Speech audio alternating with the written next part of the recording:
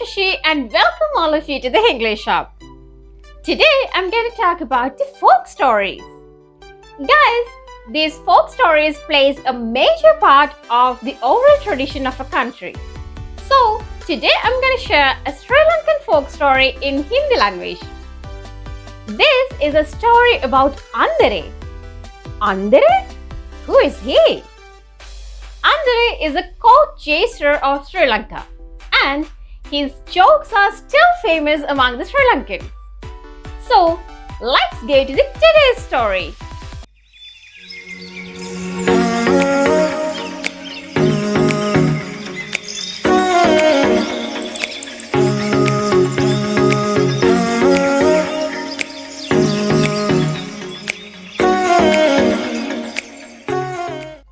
दोस्तों, आज की कहानी है अंदरे की बीवी।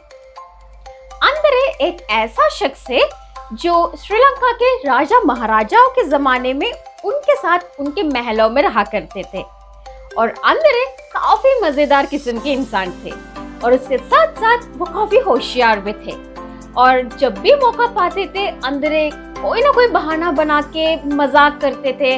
राजा महाराजाओं के साथ भी ऐसे ही हंसी मजाक किया करते थे। तो उनके इन गुणों की वजह से वो कभी राजा से सजा नहीं पाते थे। एक दिन अंदरे की मुलाकात महारानी जी से हुई थी। अंदरे की तो आदत है ऐसे ही सबके साथ मजाक करते रहना, तो इन आदतों की वजह से महारानी जी को भी अंदरे काफी पसंद थी। इस बार काफी समय बाद दोनों की मुलाकात हो रहे हैं, तो महारानी जी ने सोचा कि अंदरे के साथ थोड़ा सा बातें करना चाहिए। तो महारानी जी ने कहा, अरे अंदरे, बहुत दिनों के बाद नजर आ रहे हो, कैसे हो तुम? तो अंदरे ने जवाब दिया, अरे क्या बताएं महारानी जी, बस आप ही की दुआएं हैं, जी रहे हम तो। अरे अंदरे, वैसे तुम्हारी बीवी कैसी है? तुम तो पहले भी कह रहे थे ना कि अपनी बीवी को यहाँ लेके आओगे। तुम यहाँ वैसे भी काफी सालों से काम जो कर रहे हो, तो तुम्हारा भी हक बनता है कि अपनी बीवी को भी एक बार यहाँ पे लेके आए। हम भी मिलना चाहते हैं तुम्हारी बीवी से, तो तुम लेके क्यों नहीं आते हो उनको? महारानी जी की ये बात सुन के अंदरे काफी चौंक गया। उसको ये लगा कि हे भगवान, मेरी बीवी तो मुझे घर पे चैन से बैठने तक नहीं देती है। अगर मैं उसको यहाँ लेके आऊं तो फिर क्या होगा? अगर वो यहाँ आके मेरे बारे में कुछ उल्टा सीधा बोल दिया तो फिर मैं यहाँ काम भी नहीं कर पाऊंगा। अंदरे ने अपना दिमाग चलाया और मौके का फायदा उठा के कुछ मस्ती मजाक करने का सोचा। ऐसा सोच के अंदरे ने महारानी जी के सामने एक ऐसी बात बता दी जिसको सुन के वो एकदम से चौंक गई थी। अंदरे ने कहा, अरे महारानी जी, आप भी ये किस औरत से मिलने की बात कर रही है?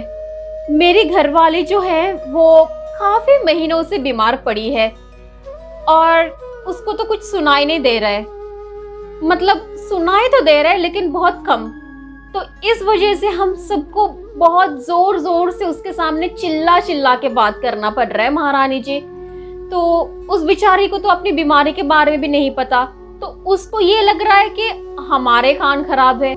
इस वजह से जब भी वो जवाब देती है तो वो भी जोर जोर से आवाज लगा के हमसे बात कर रही है। तो इस हालत में मैं अपनी बीवी को आपके सामने कैसे लेके आ सकता हूँ?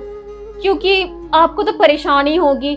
बात तो कैसे करें आप, क्योंकि उसको तो सुनाई नहीं देगा।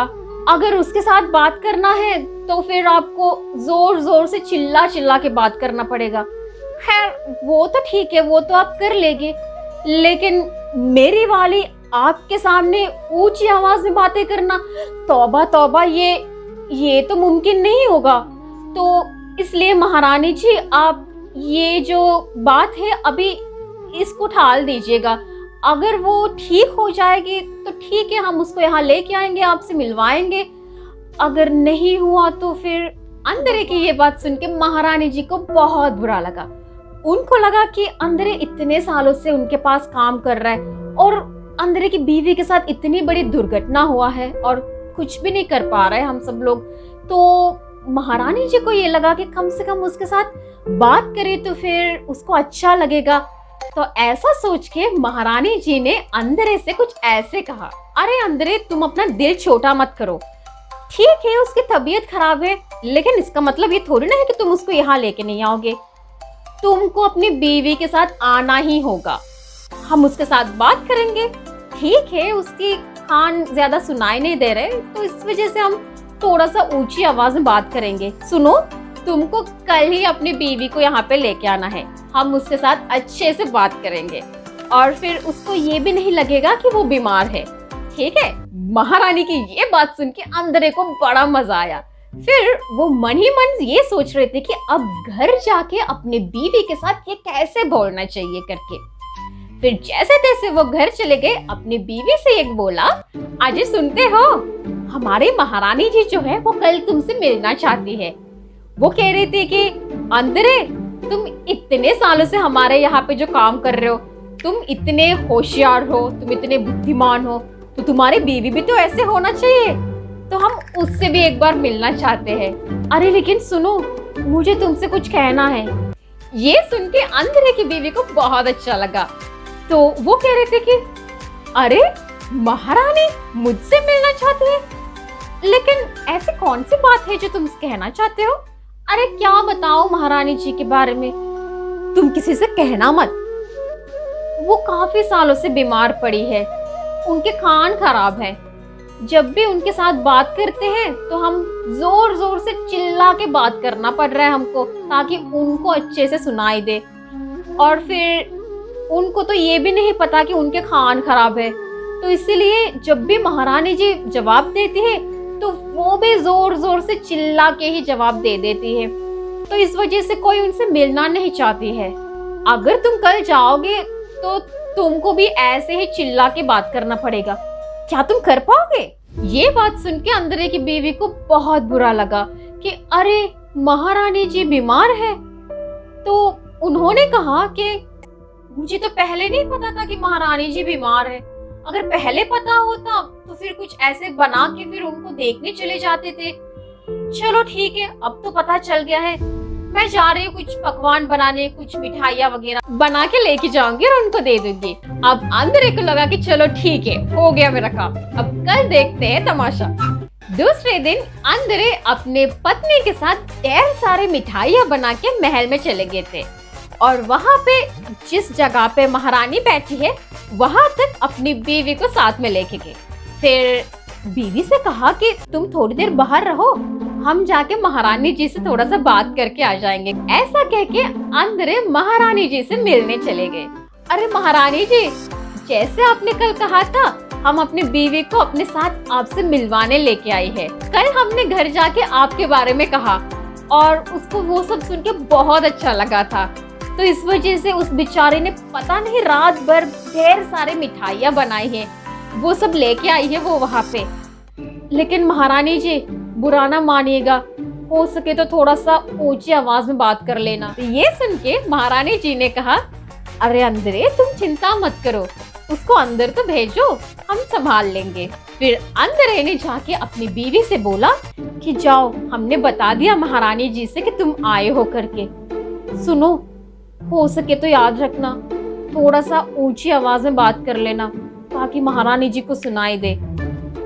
ऐसा कह के अंदरे बाहर चले गए थे, क्योंकि उसको तो अब पता है कि यहाँ पे क्या होने वाला है। जैसे ही अंदरे की पत्नी को देखा तो महारानी जी जोर जोर से चिल्ला के बात करना शुरू कर दिया। तो अंदरे की बीवी भी ऐसे ही चिल्ला के जवाब देने लगी। तो 2-3 मिनट के बाद पूरे महल में एक हंगामा शुरू हो गया। तो सबको लगा कि महारानी जी किसी के साथ झगड़ा कर रही है, किसी को डांट रही है करके। पुरोहित ने महारानी जी के पास जाके पूछा कि अरे महारानी जी, आप इस औरत पे ऐसे क्यों चिल्ला रही है, इसने किया क्या?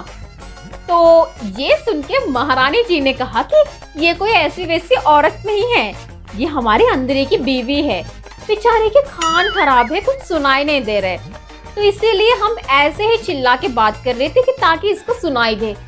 तो जैसे ये सुनाई दिया तो अंदरे की बीवी एकदम से घबरा गई कि अरे ऐसे कैसे हो सकता है महारानी जी, मुझे तो सब कुछ सुनाई दे रहा है, मुझे लगा था कि आपके कान खराब है, तो इसीलिए हम आपके सामने ऊंची आवाज में बात कर रहे थे, क्योंकि हमारे अंदरे जो है वो कल रात कह रहे थे कि आप काफी महीनों से बीमार पड़ी है, तो इसीलिए मुझे लगा कि अरे माफ कर दीजिएगा महारानी जी। ये सुन के महारानी जी को पहले तो गुस्सा आया था, फिर उनको पता चला कि ये अंदरे का ही हरकत है।